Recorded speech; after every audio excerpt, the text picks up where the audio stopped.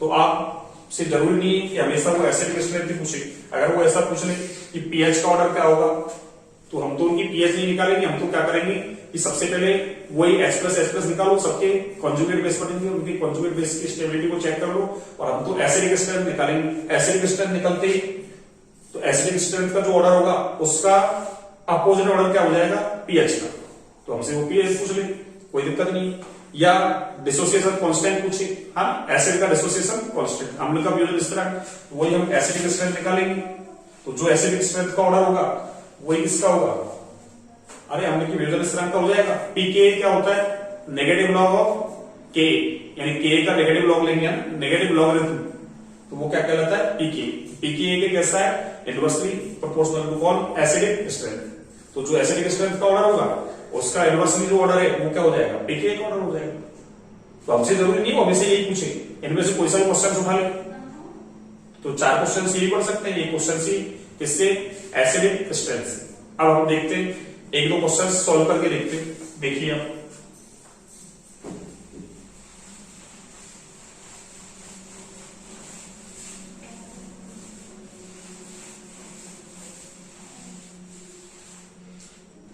सबसे पहले देखिए आप एग्जाम्पल नंबर फर्स्ट, यानी acidic strength of carboxylic acid के एग्जाम्पल्स दे रहा हूं। सबसे पहले देखिए आप, एक मैंने लिख दिया ये HCOOH, एक मैंने लिख दिया ये CH3COOH, एक CH3CH2COOH, और एक को ले लेते हैं अपन CH3CH2CH2COOH। इसको यदि अपन फर्स्ट बोलते हैं, इसको सेकंड, इसको थर्ड नंबर दे दिए मैंने, और इसको फोर्थ नंबर दे दिए। तो सबसे पहले हमारा काम क्या है, वही H प्लस निकालेंगे, इनकी कॉन्जुगेट बेस बनेंगी। पर हम कॉम्पिटिटिव एग्जाम में इतना टाइम तो मिलता नहीं हमको, बार बार सबकी कॉन्जुगेट बेस बना के देखेंगे। अब इतनी प्रैक्टिस होनी चाहिए हमको, कौन सा ग्रुप कौन सा इफेक्ट लगाएगा, प्लस आई लगाएगा, माइनस आई लगाएगा, प्लस आर लगाएगा, माइनस आर लगाएगा, प्लस एच लगाएगा या माइनस एच। प्लस आर का मतलब रिजोनेंस इफेक्ट, प्लस एच या माइनस एच का मतलब है हाइपर कॉन्जुगेशन इफेक्ट। तो हम इन 3 इफेक्ट को चेक करते हैं, और तीनों में भी हम सबसे ज्यादा डोमिनेंट किसको मानते हैं, अगर रिजोनेंस भी लग रहा है, हाइपर कॉन्जुगेशन भी लग रहा है और इंडक्टिव, तीनों ही लग रहे हैं, तो हम रिजोनेंस को डोमिनेंट मानते हैं किस पर, हाइपर कॉन्जुगेशन पर, और हाइपर कॉन्जुगेशन को डोमिनेंट मानते हैं किस पर, इंडक्टिव इफेक्ट पर। ये आर यानी रिजोनेंस, एच हाइपर कॉन्जुगेशन, आई इंडक्टिव इफेक्ट। तो अगर तीनों इफेक्ट एक साथ वर्क कर रहे हैं तो रिजोनेंस को डोमिनेंट मानते हैं किस पर, हाइपर पर, और हाइपर को डोमिनेंट मानते हैं किस पर, इंडक्टिव इफेक्ट पर, किस पर, इंडक्टिव इफेक्ट पर। तो या तो देखिए आप, ये हाइड्रोजन है, यहां से H प्लस निकलेगा तो इसका तो आई इफेक्ट क्या होता है, 0। इधर एक मिथाइल ग्रुप लगा हुआ है, इधर एक इथाइल ग्रुप लगा हुआ है, उधर 1 डिग्री एल्किल ग्रुप लगा हुआ है। तो इसका मतलब क्या हुआ कि इधर से इधर अगर हम जाते हैं तो क्या हो रहा है, इन ग्रुप्स का प्लस आई इफेक्ट इंक्रीज हो रहा है। प्लस आई इफेक्ट क्या हो रहा है, इंक्रीज। और हमको पता है कि एसिडिटी है या एसिडिक स्ट्रेंथ है, प्लस आई की इनवर्सली प्रोपोर्शनल टू होती है।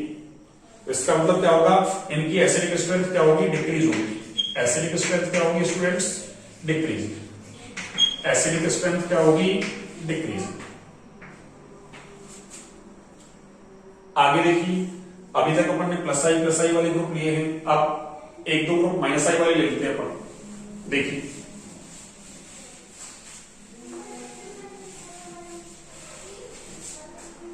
अगला एग्जाम्पल नंबर सेकंड, देखिए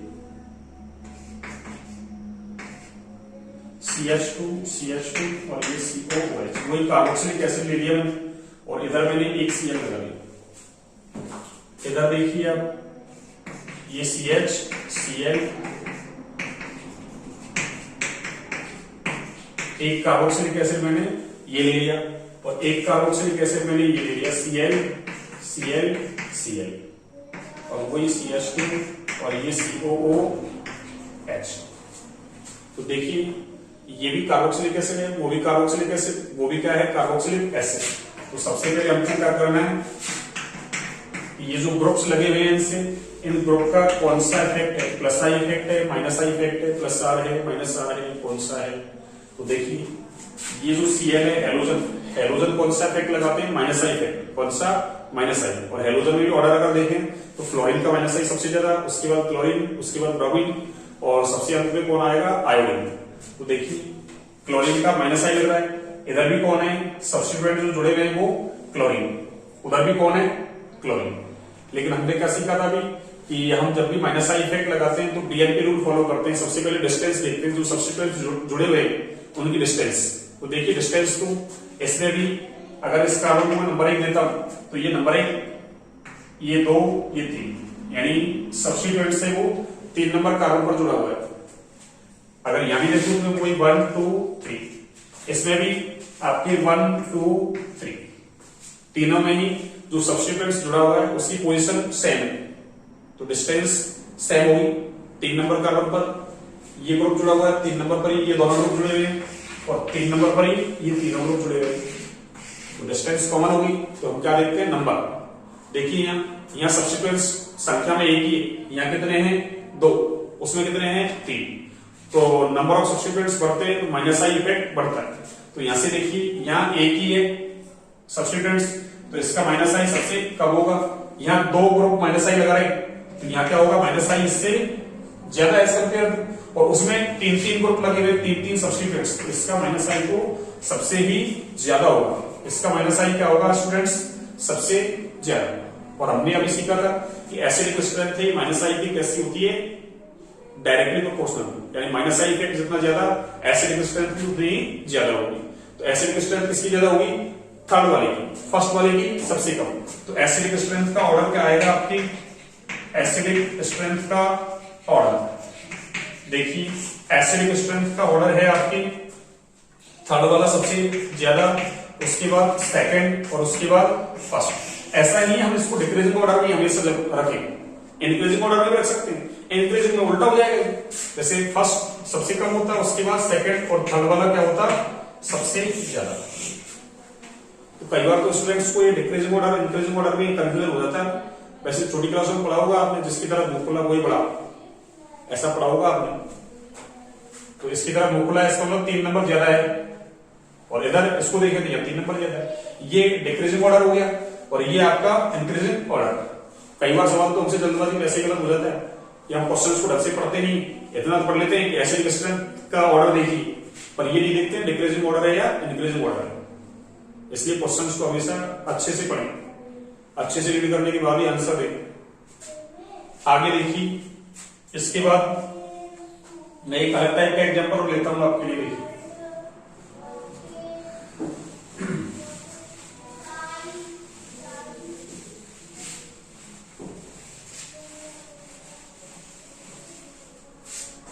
देखिए एग्जाम्पल नंबर 3, एग्जाम्पल नंबर 3 है आपके,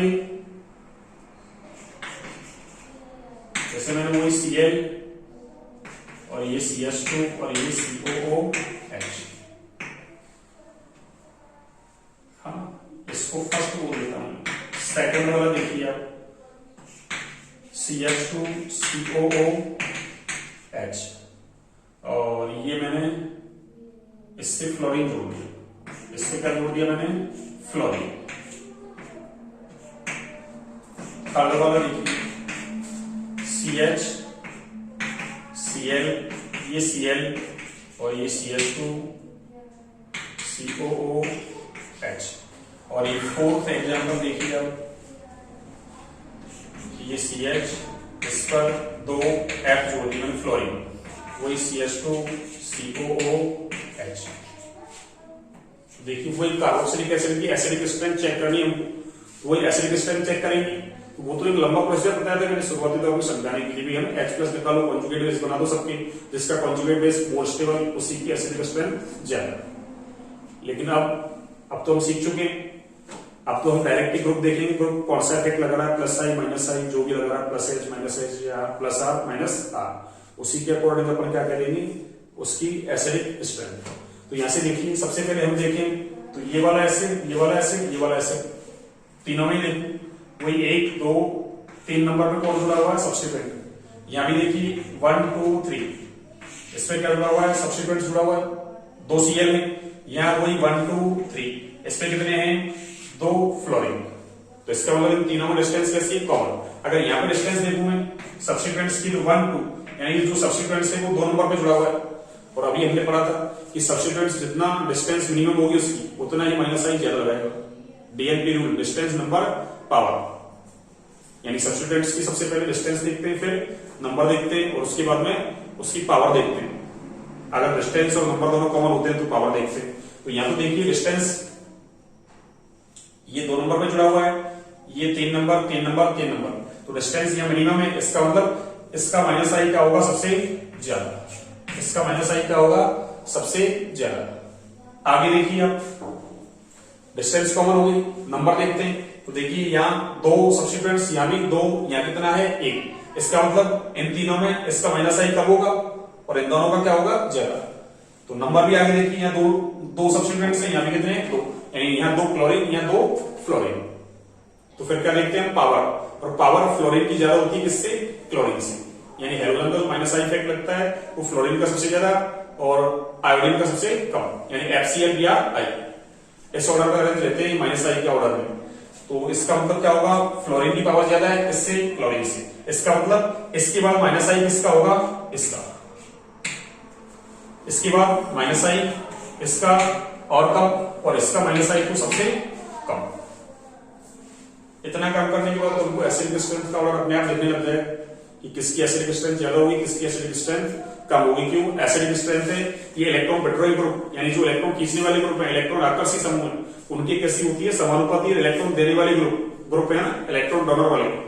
इलेक्ट्रॉन रिलीजिंग बोल सकते हैं ना, इलेक्ट्रॉन हिंदी में बोलते इलेक्ट्रॉन प्रतिकर्षी, इलेक्ट्रॉन दाता समूह, तो इनकी कैसी होती है, व्युत्क्रमानुपाती।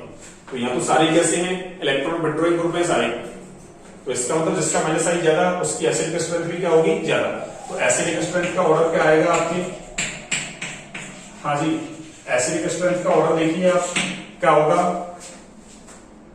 सबसे पहले देखो माइनस आई इसका ज्यादा है सेकंड वाले का, तो सेकंड वाले की एसिडिक स्ट्रेंथ क्या होगी, सबसे ज्यादा। उसके बाद एसिडिक स्ट्रेंथ देखिए आप, माइनस आई फोर्थ का ज्यादा है, तो सेकंड के बाद किसका नंबर आएगा, फोर्थ का।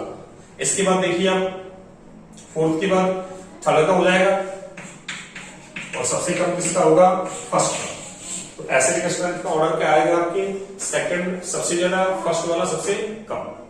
तो हमको तो फर्स्ट यानी सबसे ज्यादा वाला और सबसे कम वाला पता हो, बाकी के तो अपने आप अरेंज हो जाएंगे उनके हिसाब से। तो ये अपन ने कार्बोक्सिलिक एसिड की एसिडिक स्ट्रेंथ चेक कर ली।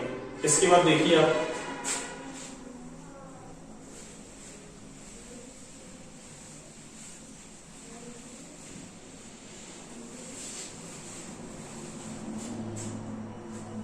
जैसे अगर मैं इस तरीके से जोड़ देता हूं इसको, CH2CH2COOH।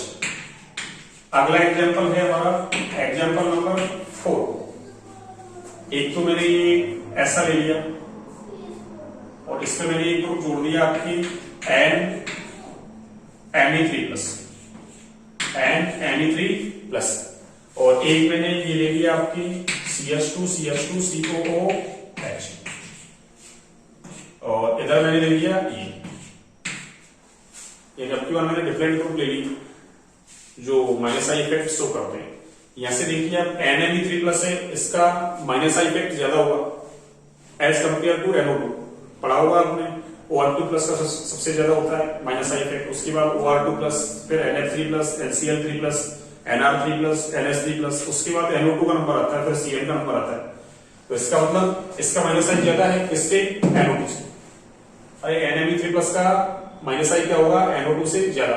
इसका मतलब इसका माइनस आई ज्यादा है और इसका माइनस आई क्या है, कम। तो अभी अभी पढ़ा हमने कि एसिडिक स्ट्रेंथ है वो इलेक्ट्रॉन विड्रॉइंग ग्रुप की कैसी होती है, directly proportional. Electron releasing group की कैसी होती है, इनवर्सली प्रोपोर्शनल। तो यहां से देखिए माइनस आई इसका ज्यादा है, उसका क्या है, कम। इसका मतलब इसकी एसिडिक स्ट्रेंथ क्या होगी, इससे ज्यादा। एसिडिक स्ट्रेंथ, एसिडिक स्ट्रेंथ यानी इस वाले कार्बोक्सिलिक एसिड की एसिडिक स्ट्रेंथ ज्यादा होगी जहां NO2 ग्रुप जुड़ा हुआ है उससे। लेकिन एक इंटरेस्टिंग केस देखिए आप इसमें, यदि मैं एग्जांपल नंबर 5 ले लेता हूं, और 5th में मैंने क्या किया, वही कार्बोक्सिलिक एसिड लिया मैंने, जिसको आप एसिटिक एसिड बोलते हैं, वहां से एक H को निकाला मैंने और उसकी जगह मैंने क्या लगा दिया, NMe3+ लगा दिया। और इधर मैंने क्या कर दिया, CH2COOH, वही एसिटिक एसिड ही है, लेकिन यहां पे मैंने कौन सा ग्रुप जोड़ दिया, NO।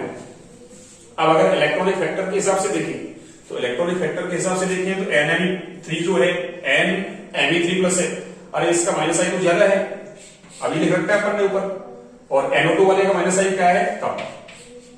तो इलेक्ट्रॉनिक फैक्टर के हिसाब से क्या होना चाहिए, ये मोर एसिड होना चाहिए, किससे, इस वाले कार्बोक्सिलिक एसिड से। पर ऑर्डर क्या होता है, ये मोर नहीं होता, मोर वाला कौन सा है, यहां। ये बिल्कुल इंपॉर्टेंट है, ऐसे क्वेश्चंस कॉम्पिटिशन एग्जाम में पूछ लिए जाते हैं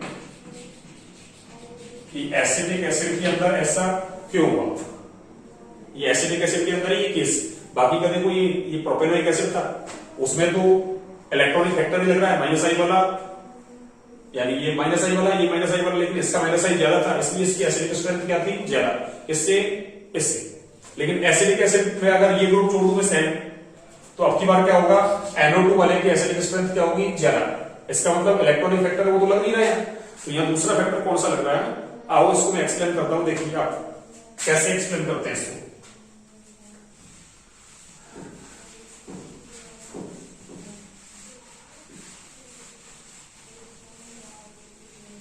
हाँ जी स्टूडेंट्स, देखिए कैसे इसको एक्सप्लेन करते हैं अपन। आप देखिए इसको मैं ऐसा बना दूं, देखिए ये COO,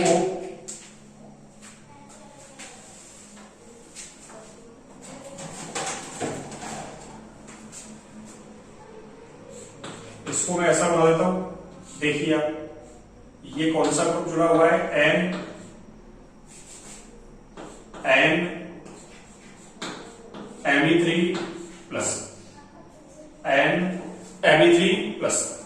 इसको मैं ऐसा बना सकता हूं, आपने पढ़ा होगा इनके जो स्ट्रक्चरल फॉर्मूले हैं, एक पूर्ण संरचनात्मक सूत्र, एक संदेश संरचनात्मक सूत्र, उसको कंडेंस कर दो, सॉर्ट कर दो, एक हॉल खोल के लिख दो, हाँ, और एक इसके अलावा आपने पढ़ा होगा ना आवर्त रेखा संरचना सूत्र, लाइन बॉन्डेड वाला आवर्त रेखा संरचना सूत्र, यानी उसमें हम कार्बन कार्बन और कार्बन हाइड्रोजन बॉन्ड को जिग-जैग रेखाओं से दिखाते हैं। तो ऐसा मैंने एक फॉर्मूला, ये स्ट्रक्चरल फॉर्मूला बना दिया मैंने, संरचनात्मक सूत्र। ऐसे देखो, ये दूसरा वाला एसिड कौन सा है, वही एसिडिक एसिड, और इससे कौन सा ग्रुप जुड़ा हुआ है, NO। कौन सा ग्रुप है, NO। तो एक एसिड तो ये है, एक एसिड वो है। सबसे पहले हम क्या करेंगे, वही H+ यहां से निकालेंगे, यहां से भी क्या निकालेंगे, H+। देखिए आगे NO2 वाले की एसिडिक स्ट्रेंथ ज्यादा थी, किससे, ये NMe3+ वाले से, केवल ये एसिडिक एसिड के अंदर ये केस, बाकी और जगह तो क्या होगा, इसका माइनस साइन ज्यादा, तो इसकी एसिडिक स्ट्रेंथ क्या होगी, ज्यादा। कोई अल्कोहल वाला केस ले लो या फिर और कोई कार्बोक्सिलिक एसिड वाला केस ले लो, उसमें तो हमेशा ये इलेक्ट्रॉनिक फैक्टर ही डोमिनेंट रहेगा, लेकिन यहाँ अब की बार इलेक्ट्रॉनिक फैक्टर डोमिनेंट नहीं है, यहाँ दूसरा फैक्टर लग रहा है। तो दूसरा फैक्टर कौन सा, देखिए आप, दूसरा फैक्टर आप देखिए H+ निकलेगा यहां से, तो इस एसिड का क्या बनेगा, ये कॉन्जुगेट बेस, क्या बनेगा, कॉन्जुगेट बेस। इधर देखिए ये ग्रुप कौन सा है, ये Me3+, ऐसे इसका कॉन्जुगेट बेस बनाऊंगा मैं, तो ये देखिए अब O-H+ निकल गया, और इधर से कौन सा ग्रुप जुड़ा हुआ है, NO। कौन सा ग्रुप जुड़ा हुआ है, NO। यहां से देखिए ये इसका कॉन्जुगेट बेस है, ये इसका कॉन्जुगेट बेस है, लेकिन यहां देखिए वही COO- ये वाला ग्रुप और ये वाला ग्रुप तो दोनों में कैसा है, कॉमन है। लेकिन यहां देखिए ये वाला जो ग्रुप है, ये NMe3+, ये एज कंपेयर टू NO2 कैसा है, बल्कि ग्रुप है, कैसा है, बल्कि ग्रुप, इसका साइज बड़ा है। अरे NMe3+ को खोलेंगे अपन तो ये ऐसा हो जाएगा, ये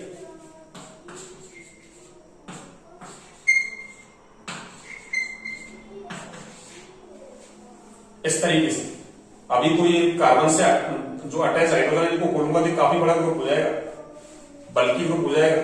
इसकी साइज कैसी है, उसकी स्मॉल साइज है ना, तो यहां से क्या होगा, देखिए आप ये जो COO ग्रुप है और ये जो NMe3+ ग्रुप है, बल्कि ग्रुप, बड़ा ग्रुप जिसकी साइज बड़ी है, लार्जर साइज है, तो इनके बीच में और ये जो COO ग्रुप है, दोनों के बीच में क्या होगा? रिपल्सन होगा, प्रतिकर्षण होगा, रिपल्सन, प्रतिकर्षण। ये एक दूसरे को रिपेल करेंगे ये ग्रुप, और जब भी प्रतिकर्षण होगा तो पोटेंशियल एनर्जी बढ़ती है, और पोटेंशियल एनर्जी और स्टेबिलिटी हमेशा एक दूसरे के इनवर्सली प्रोपोर्शनल टू होते हैं, बिल्कुल याद रखें। पोटेंशियल एनर्जी यानी स्थितिज ऊर्जा और स्थायित्व एक दूसरे के कैसे होते हैं? व्युत्क्रमानुपाती होते हैं। इसका मतलब पोटेंशियल एनर्जी बढ़ेगी तो उसकी स्टेबिलिटी घट जाएगी। तो यहाँ देखिए, यहाँ तो क्या हो रहा है? ये रिपल्सन लग रहा है। कारण क्या था? ये ग्रुप कैसा है? बल्कि, एज कंपेयर टू NO। यह ग्रुप बल्कि नहीं है, इसलिए वहां रिपल्सन नहीं होगा। अब जैसे ये रिपल्सन होगा तो क्या होगा? इससे पोटेंशियल एनर्जी बढ़ेगी, यानी स्थितिज ऊर्जा बढ़ेगी, और उससे स्थायित्व क्या होगा? घटेगा। स्टेबिलिटी डिक्रीज हो जाएगी। स्टेबिलिटी क्या हो जाएगी स्टूडेंट्स? डिक्रीज। जब स्टेबिलिटी डिक्रीज होगी तो क्या होगा? अरे ये वाला कॉन्जुगेट बेस कैसा होगा?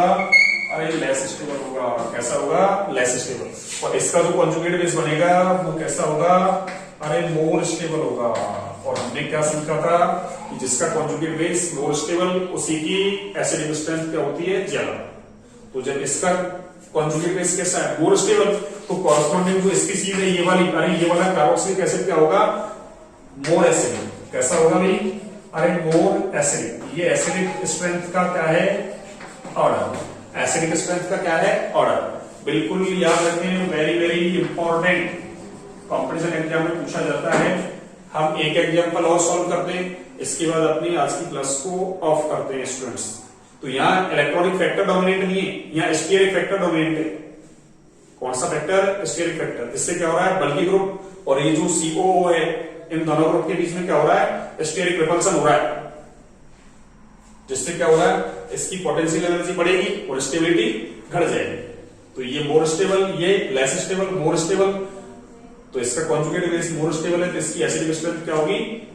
ज्यादा। एक एग्जांपल और देखिए लास्ट।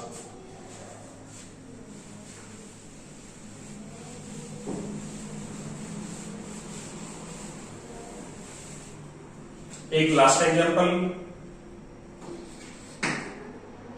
नंबर जो भी चल रहा है, 56 जो भी चल रहा होगा ना, देखिए CH3 CH2 COOH, इसको हम बोलते हैं प्रोपेनोइक एसिड।